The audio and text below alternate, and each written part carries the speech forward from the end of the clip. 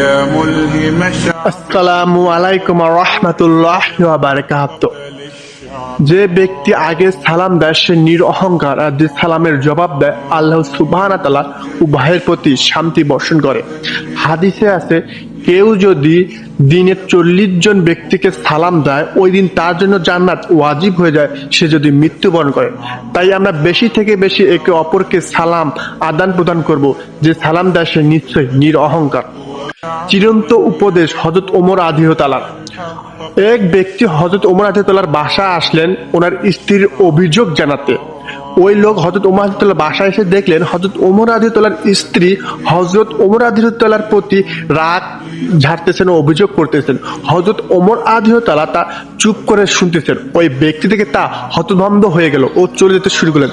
হযরত ওমর রাদিয়াল্লাহু তাআলা দেখতে পেয়ে ওই লোকটিকে দেখলেন, হে আমার ভাই, তুমি আমার কাছে আসলে কিছু না বলে আবার চলে গেল কেন? ওই লোক বললেন, আমি আমার স্ত্রীর অভিযোগ নিয়ে আপনার কাছে এসেছি, এসে দেখি আপনার স্ত্রী আপনার উপর রাগ করতেছে, রাগ ঝাড়তেছে, অভিযোগ করতেছে, তাই আমি চলে যেতে শুরু করলাম। হযরত ওমর রাদিয়াল্লাহু তাআলা বলল, হে আমার ভাই, আমার স্ত্রী আমার সেবা যত্ন করে, আমার কাপড় পরিষ্কার করে, আমাকে রুটি বানিয়ে খাওয়ায়, আমার সন্তানের যত্ন দেয়।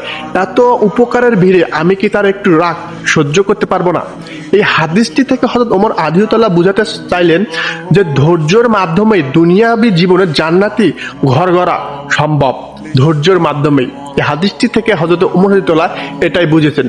রাসূল পাক কারীম সাল্লাল্লাহু আলাইহি সাল্লাম বলেন, রাসূল পাক কারীম সাল্লাল্লাহু আলাইহি সাল্লাম ফরমান জারি করেন, হে আমার উম্মতরা, তোমরা যদি আমার একটা হাদিসও জেনে থাকো বা কোনো হাদিস জেনে থাকো, ইমানি দায়িত্বে তা আমার অন্য উম্মত অর্থাৎ তোমাদের ভাইদের কাছে পৌঁছিয়ে দিবে।